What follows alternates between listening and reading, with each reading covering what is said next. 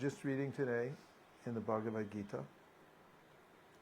in which Krishna, in conversation with Arjuna, says that, first I offer my respects to my spiritual master, Srila Prabhupada, and all the devotees present. Hare Krishna. Today we're reading in the 7th chapter of the Bhagavad Gita. And there, Krishna begins by telling Arjuna that by the process of hearing, one could come to understand everything that's phenomenal and numinous. And he then describes how it's very rare to get a human form of body. And of those who have achieved a human body, very few are interested in spiritual pursuits. And of those who are interested in spiritual pursuits, there are very few that have a clear idea of the origin of everything being personal. And then, as we described this morning, as we discussed, he gives a catalog of the elements of the material world. Material. But then he says, besides these material elements, there is a superior energy, which is the living being that animates the body. And it's categorically different from material nature. Material nature, as you pointed out this morning, Gavi, that if you have 2 apples in one hand, 2 apples in another hand, you can come to the conclusion that you have 4 apples. However, the controlled study doesn't apply to consciousness because it's an energy which is not controllable. And Krishna says that it's para prakriti, or superior to the material elements. So it's categorically different. And then he describes the ways in which those energies are displayed in this world through various manifestations. When we see the workings of material nature, we can understand that there's a person behind it, because person means intelligence. And he tells about how there's an interaction between the living beings and material nature. Welcome. Welcome. And how that interaction is bewildering because the various energies that come from the Supreme, the material energy, is very strong because it emanates from the Supreme, and therefore it's very difficult to overcome.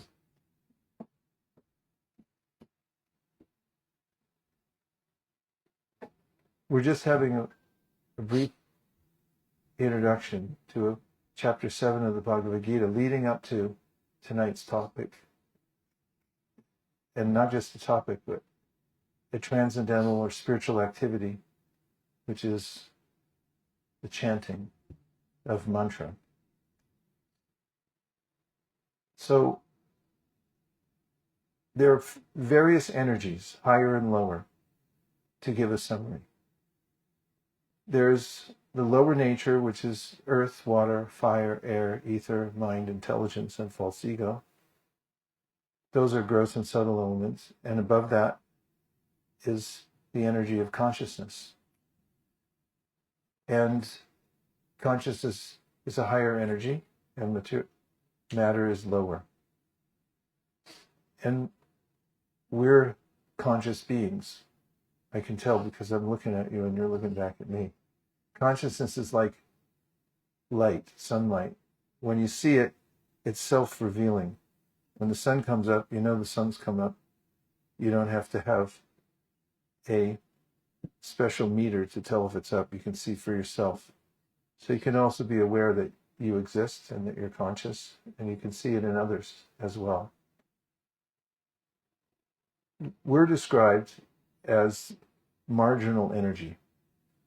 There's the superior energy of which we're part, and as parts we're called marginal in as much as we're not the whole. And we're also marginal because we can be in contact with material nature, or we can be in contact with the superior spiritual nature. Originally, our consciousness is pure, but because of contact with the lower energy, our consciousness becomes polluted.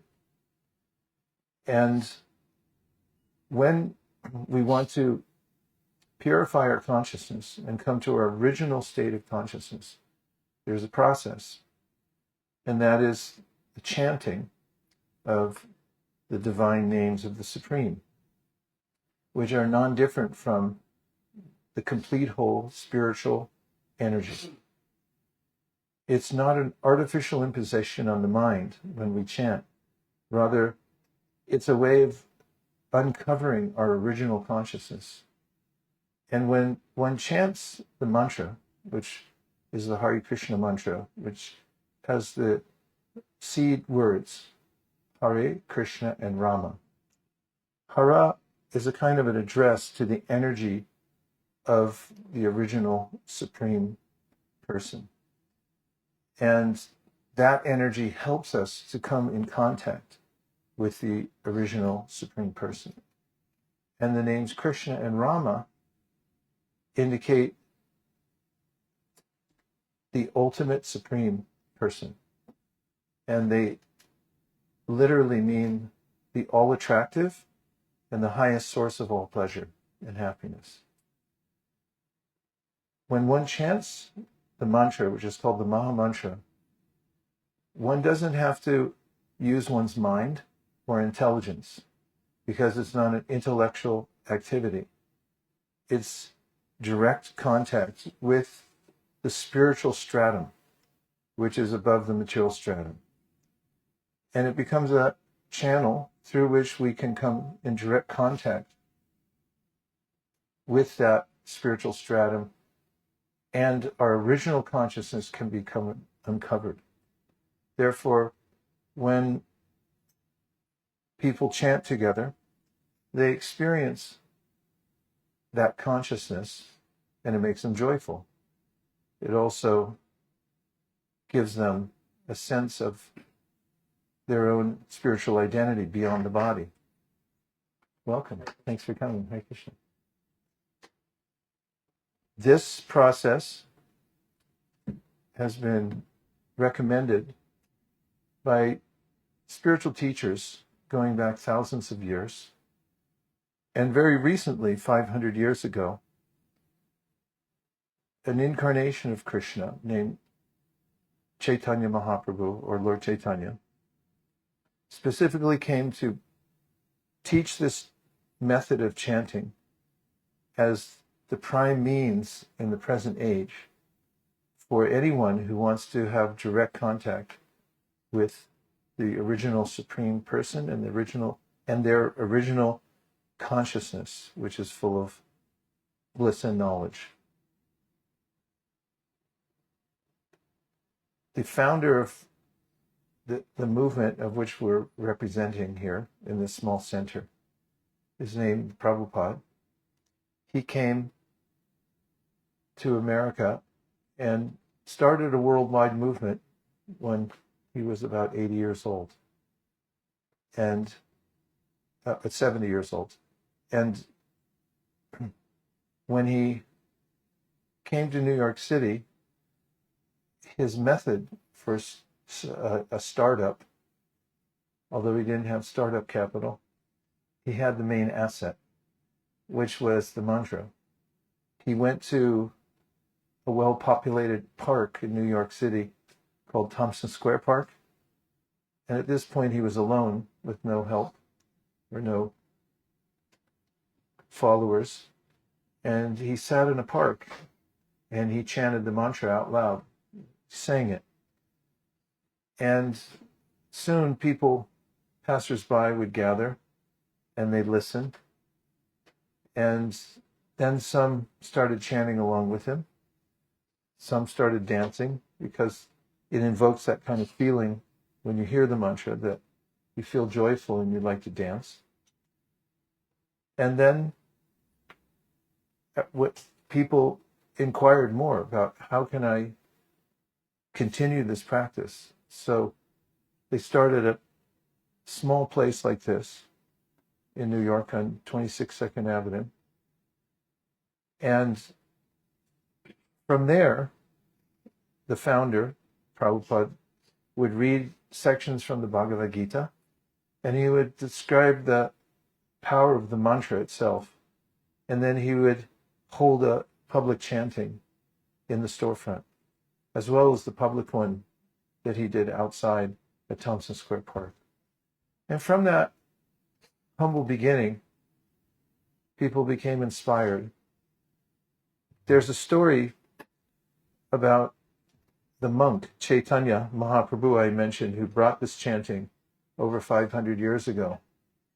And in Bengal, where he started propagating it, there was an emperor who was from a different section of society. There were Hindus and Muslims at that time, and he was a Muslim emperor. And when Chaitanya, who was a barefoot monk, came nearby to the kingdom that this king ruled over, hundreds of thousands of people began following him. They'd go to the public chantings where he was chanting the Hare Krishna mantra. And the king noticed this, and he made a note to his minister at the time and said that he must be somebody otherworldly. In fact, he said he must be the supreme. He said, I'm a king and tens of thousands of people work for me, but I have to pay them. They only work if I pay or if they're afraid that they'll be killed if they don't. But he, on the other hand, doesn't pay anybody because he doesn't have any money, but they still follow him and they still serve him wherever he goes. He must have something superior. He noted that. And the greatest asset that Prabhupada had when he came to America was a knowledge of how the mantra itself has everything in it that will serve to awaken our original consciousness. And he then administered that in public and in private, and people who received it then became enlivened because of its effectiveness, and then began to go to different places around the world to teach it to others. After New York, San Francisco was the next place, and after that, New Mexico, and then Montreal, and then in London, and then all around Europe, and then through Asia, and now on every continent of the world, including Antarctica, people are chanting the mantra. When you have a superior product, people gravitate towards it. The cost is your attention, and your intention. So I'm grateful you came here today so we could do this together. This will be historical. Because just note that we're starting in a small room, and by chanting the mantra here, as always, it'll expand around Davis, Sacramento, other parts of the Bay Area, and beyond. So would you like to be part of a historical event, an experiment in consciousness? Yes. Oh, all right. So let's try the chanting of the Maha Mantra together. And I'm going to retrieve my percussion instrument. That's also nice.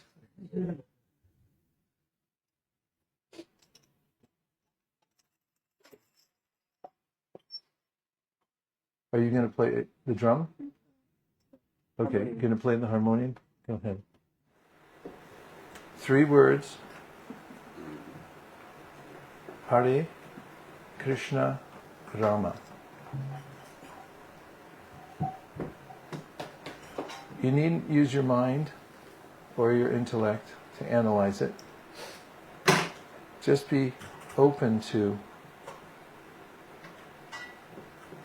the idea that it comes from a higher stratum and it resonates with us as spiritual beings beyond the body. Before I start off, my respects to my spiritual master and to Chaitanya Mahaprabhu, both of whom I mentioned, brought this mantra and offered it to all of us. By the way, my name is Vaisesika Dasa. If you like, you can call me Vaish. I live in Mountain View. We have a center in Silicon Valley where we've been doing this for about 26 years going on, and people come and congregate there to come and do this chanting there as well. And so it's a real pleasure to be with you today. And Tao is called Sankirtan. Kirtan comes from the word kirti, fame, to make somebody famous. And kirtan is calling out the names of the Supreme. So when we interact with Krishna, who's the Supreme Personality of Godhead, who's the source of all energies, we can experience directly the power of the chanting. And one who regularly chants will notice that the mind becomes cleansed. It doesn't require an intellectual understanding, but simply exposing oneself to the power of the mantra itself will bring all the results that one's looking for. Nothing else needed.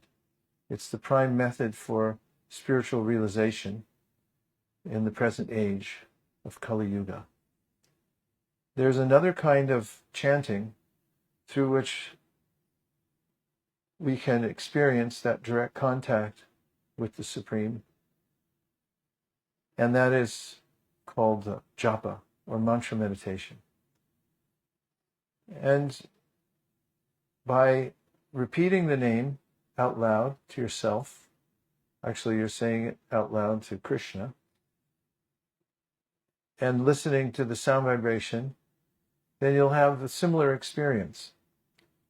By taking a little time to chant, either while you're sitting or you're standing, or even if you're walking, to repeat the mantra, you'll notice that it lifts the mind above the many thoughts about the past and the future. Oftentimes, future is about worrying, past about lamentation, what I could have done.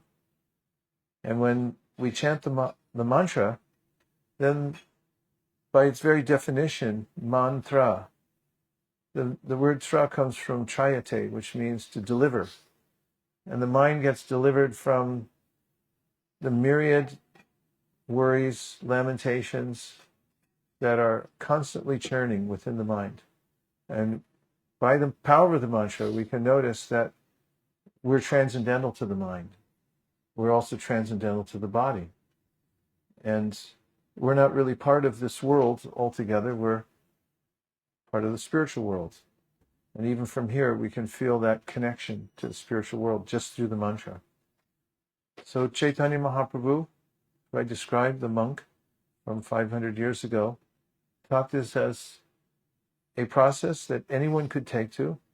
Doesn't matter where you're starting from, what your background is. If you sincerely chant the mantra, the way a baby might cry out for its mother. When a baby cries for the mother hears the tone of the baby and knows, oh, I better go quickly. And if we have that sincerity of purpose when we're chanting the mantra, then we'll also very quickly experience the results of our chanting. So I'll teach you a counting method on your hand, and we can try chanting together 10 mantras in this other form of chanting called japa. You want to know why it's called japa? Yes. Because you use your jaw and your paw. So let's use our pause and place your thumb on the middle segment of your ring finger, like that. And say 1. Now move it down one segment to the bottom of your ring finger and say 2. Now move it over to the bottom of your little finger and say 3. Move it up one segment to the middle of your little finger and say 4. Move it up to the top of your little finger, say 5. Move it to the top of your ring finger, say 6. Top of your middle finger, say 7. Top of your index finger, say 8. Top of your middle of your index finger, say 9. Bottom of your index finger, say 10. Let's try it together. 1, 2, you can watch me. 3, 4, 5, 6, 7, 8, 9, 10. Does everyone have it? Yeah. Let's see. Pop quiz. Okay, you do it. 1, Show them. 1, 2, 3, 4, 5, 6, 7, 8, 9, 10. Let's start here.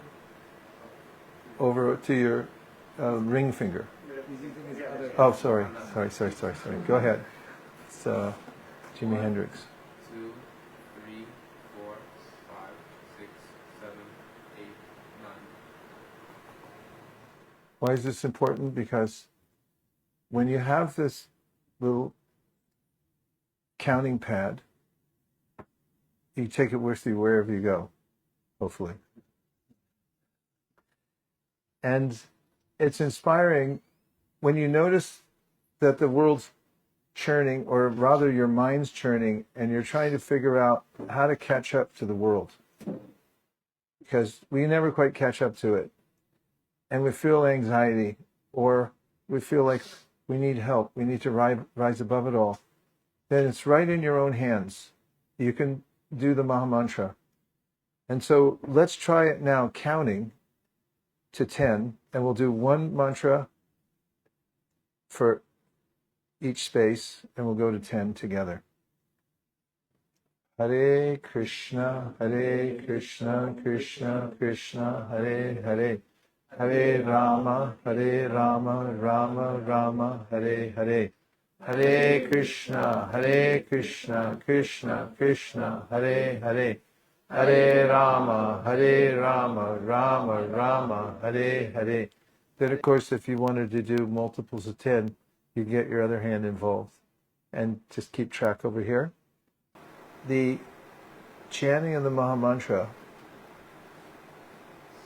creates a spiritual bubble around us. It protects us from the sound vibrations that might disturb our mind. It also works because, not also, the main reason this works is because Krishna, of whom we're part, who's the supreme consciousness, and who's also personal, is benevolent, and he's also omnipresent. But he's very specifically present in the heart chamber. So are we. When the blood pumps through the heart, it gains energy from this chakra, and it goes throughout the whole body. Consciousness is carried to your toes, to your fingertips. And we're there. We can identify ourselves as individual consciousness. We have personhood, and we can be aware of our own individual identity. And we can also know and be aware of Krishna, who's also there within the heart alongside us. And Krishna's main purpose is to help us. And so when we chant this mantra, Krishna becomes enlivened to help us. And in the Bhagavad Gita, he makes this statement that if anybody sincerely tries to reach out to me, then I'll give all intelligence of how to make progress in spiritual life. So technically you don't need anything else except for this mantra and your own sincerity. And if you employ those, then you'll be protected, your consciousness will be protected from the ways of the that it gets disturbed by the material world, and you'll find yourself gaining superior intelligence of how to move in the world so you can achieve the highest benefit.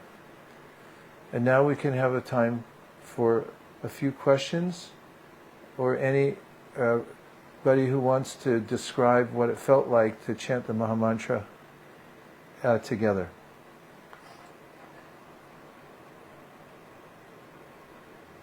I'll start. I really liked it. I felt that the more we chanted, the more I could hear the mantra, and the more it had a mysterious sound to it. And I felt like it would never get old. And I was looking forward to the next mantra, and the next mantra, and the next mantra. And it was very different from scrolling, because scrolling just scrambles the mind, where I felt like my mind was becoming more and more focused and enlivened by this process. Okay? I noticed that there was a depth to the experience. Initially, the mind is accepting and uncertain, can't really grab on, but then as time was going on, I noticed that my mind was grabbing onto the mantra, and there was a depth to the experience which was visceral, and it kind of produced a memory of previous experiences that I've had with the mantra, specifically in holy places that I've been, and a longing for those experiences to have in the future. So I was, yeah. Who else would like to comment? Yes. I've heard this tune of the mantra a lot before, and when I tend to hear other songs, I mean, maybe the first 5-6 times I hear it, I like it, and then after some time I start to get bored of it. But this mantra, even though I've heard it a lot, it still sounds fresh whenever I hear it again. So, yeah, it's just... Yeah, and there's something about holding the same tune, because there can be an expectation of some musical stimulation, where when's it going to go up? When's it going to go down? Aren't you going to do something fancier? But after a while your mind surrenders to the mantra, and you're just like, wow, it's the mantra that's behind it, it's not the music. So that's also a factor. Gabi?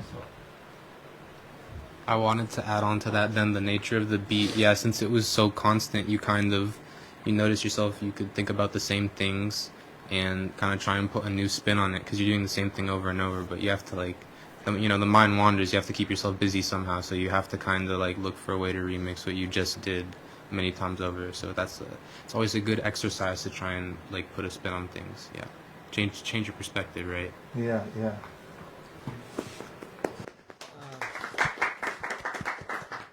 So whenever I chant, I feel like Nam Nam Nakari Bahuda Nija Sharva Shakti.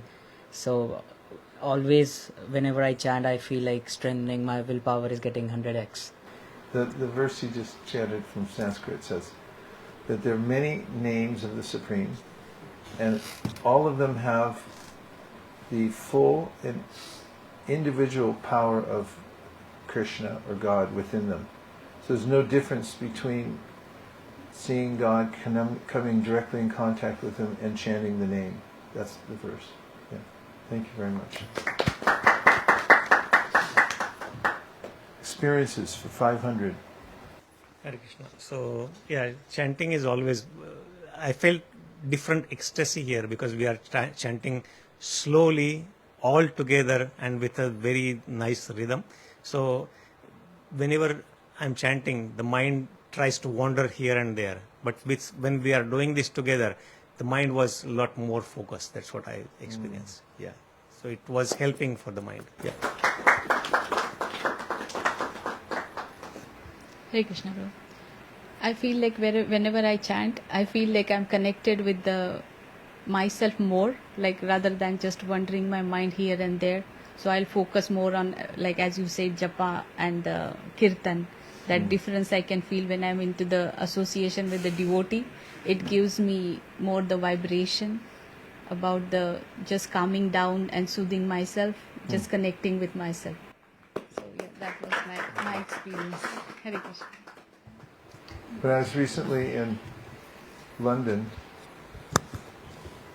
we were out in public in Watford with a group of devotees where we had been distributing books, and also on the street corner there, it's a very busy area, there was a group of devotees chanting, and it was amplified, so although it was a long street, I could hear it all the way down the end of the street. And we were out there for a couple hours meeting people, just talking to them. It was a really nice experience, distributing books. And at the end, we gathered everyone together just to share what the overall experience was there at Watford. There was about 100 of us there all together.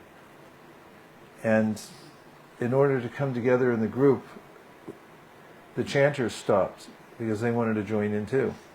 And we noticed immediately that all the sounds and the clamorous sounds from the city rushed right in. And I had this awareness that we had been protected by this bubble of the holy name. We were inside it. And after a while, you're not aware of that it's there until it stops. And then everything comes rushing back in. But the contrast was noticeable. And that's one of the experiences that you can have by chanting, is noticing contrast between when you chant and when you don't chant. And I also find personally that whenever I'm overwhelmed, and that's not hard to do, there's so many thoughts, ideas about what I need to do, what I want to do, what I'm not doing, and so forth, I just start chanting. For instance, if I'm in my office and I feel overwhelmed, I just stop and I start chanting Hare Krishna, Krishna Krishna, Hare Hare, Hare Rama, Rama Rama, Hare Hare. And just chant the mantra, hear the mantra, and depend on Krishna. And then I start to notice that ideas, okay, yeah, it's not like you thought. It's not as difficult as you thought. You can do it. And here's an idea. Ideas flow into my mind. And then I'm uplifted again, and I realize that it's not by my power, but it's by the power of the transcendental sound vibration of the holy name that I can rise to another level. So this is something that anybody can do at any time. You can experiment in your own life. You have this system where you can chant on your fingers and count. And one of the reasons you count is so you can have a consistent practice. Means that, let's say you decide that I'll chant at least 10 mantras in japa every day. So you could do that and you know how many you did. And maybe mark it somewhere. And then keep a steady count and try it, a challenge for 3 months. Or even a month, or even a week. And say every day I'll start by chanting 10 mantras. And then when you experience what it's like, if you feel inspired, then you can move up the number and say, well, now I'm going to start doing 20, and so forth. And that way you gradually get accustomed to chanting the mantra and hearing the mantra. And you'll notice the effects of the chanting. Yes?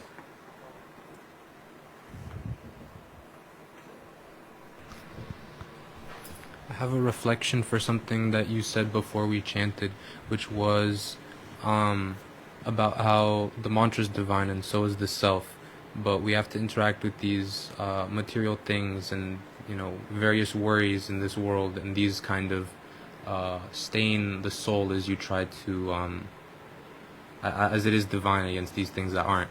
And so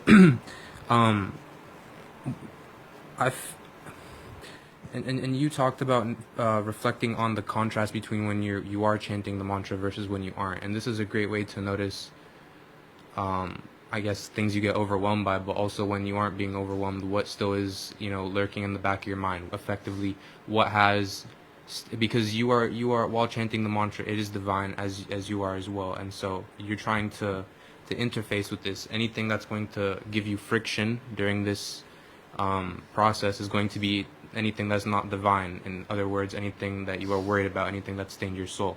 And so okay, these material things, whatever it may be that you're worried about, sometimes it's painfully obvious in the moment while you're chanting what it is. It's something you might be putting off for a long time. And so when you have an idea, I think for me, this is a question. So for me, I struggle with this a lot because I think I'm a little bit of a perfectionist.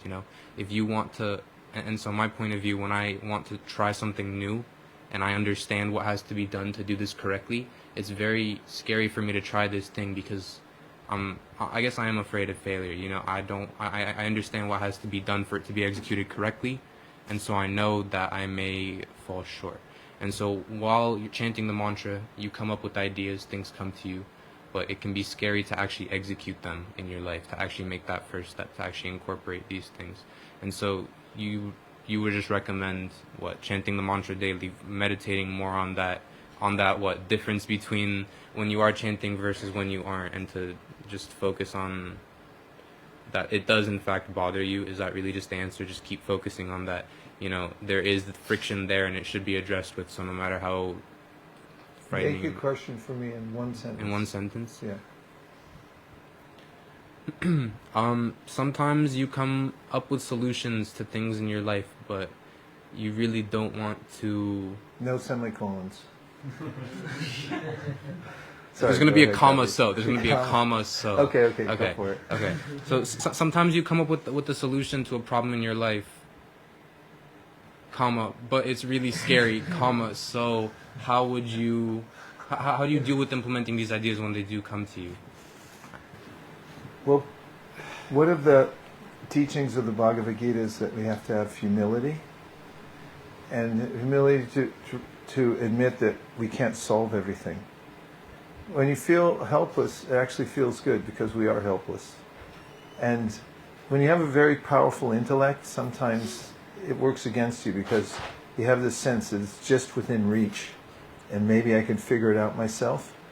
But when you give that up and you just say, Krishna, I can't figure it out, please let it come to me and let me just serve you as an instrument, then there's a sense of relief in that you're not trying to figure it out. That's one of the points that comes up in the story in the Srimad Bhagavatam with Brahma, who's a very powerful entity in the material world, and he tried to test the power of Krishna and then realized that even though he's the smartest creature around, not just 1600 on his SAT, it was something like 16 million. Okay. He resorted to this position of don't try to figure him out with your mind. Be submissive and humble, and then allow him to present himself in whatever way he chooses to. So that can be really helpful to not try to do it. Not try to say, I'm going to fix this. We can't fix anything anyway. There's only so much we can do with our intellect. So, that's why I mentioned this idea of considering yourself a helpless baby and crying out for your mother. And that's sort of the mood of a person who's chanting effectively. Is, I'm helpless. Please help me. Please inform me. Anyone else? Hi. My name's Troy. I just was interested in your wisdom, your outlook, and it was an honor to participate earlier and join in. It was very interesting, very grounding, and I think I learned a little bit. So thank you for having me. I appreciate it. Thanks, Troy. Thanks for being here.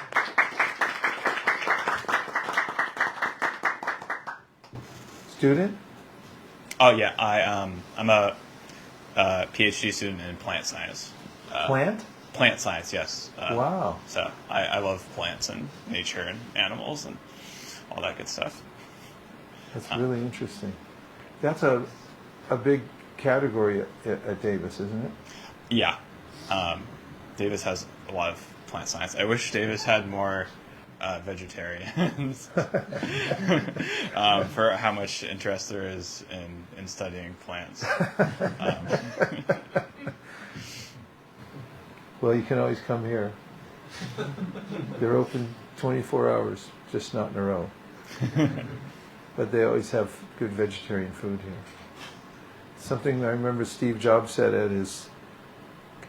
he gave a commencement speech at Stanford, and he said when he was going to college, he was a vegetarian, so he said, I had to walk several miles every day. It's the only place I could eat, is at the Hare Krishna temple. I hadn't heard that. Have you done chanting, things like this before? No, I had not ever done anything before. What especially attracted you to the invitation? Well, I've been a vegan for a long time, so like I really respect when there's compassion for animals and life, and like a patience and a groundedness that it seemed like was in abundance in your practice and your group. So I wanted to learn a little bit about that. Thanks, Troy. Thanks again so That much was for one having thing that me. attracted me in the first place, was the idea of not harming animals. Because it always was a cognitive dissonance for me. And I thought any system that didn't have that would be incomplete. So it was yet another aspect that I thought made a lot of sense for me. Thank you very much for sharing. Thank you. Appreciate it. Hot mic.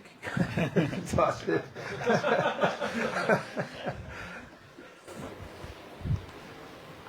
Well,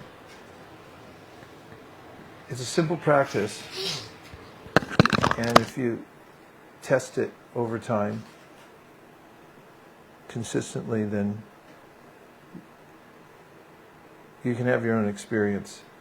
And it's one of the teachings of the Bhagavad Gita that if you don't have direct access, if you just have a philosophy but you can't feel it directly yourself, then what's the use of it? So there may be high-minded philosophy, but if you can't take it immediately. There's a meme that I heard a while back that may apply in this case, and the point I'm emphasizing about the directness and the simplicity. May not be easy every time, but it's definitely simple. This person was thirsty and wanted to have some water. So he asked one person, I'm very thirsty, where can I get water? And the person pointed to the clouds in the sky and said, there, help yourself.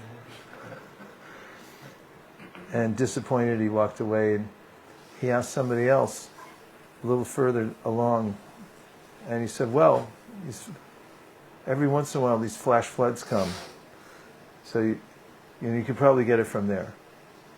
And he walked away disappointed, and then he went to another person and he said, yeah, water, please, water, where can I get some? And he said, it's in the ground. You just have to dig a hole deep enough and you can get it. Again, he was disappointed. And this meme goes to this search for direct contact with the divine. So somebody may say, well, God's in heaven. But so far away, I can't relate to that. Somebody else might say, well, you have to wait for an avatar to come to the world. And then how are you going to be there at the same time? It's like the flash flood. And the clouds are like, find heaven. And then for those who meet a yogi, the yogi might say, you just have to meditate for 100 years and then you'll be able to see God in your heart. That's like digging water deep in the ground. But then the chanting of Chaitanya Mahaprabhu, it's like water already in the palm of your hand. You can just drink it directly. Literally, can count on your hand and take the water. Made everyone thirsty. Just take it directly. And that's really was the idea Chaitanya Mahaprabhu gave, direct contact immediately. What's the next? For our time right now. Yes. Yeah. What's the best investment of our attention right now? I think we can do another kirtan, Okay. and then we can serve dinner. Okay. Sounds good. Yeah.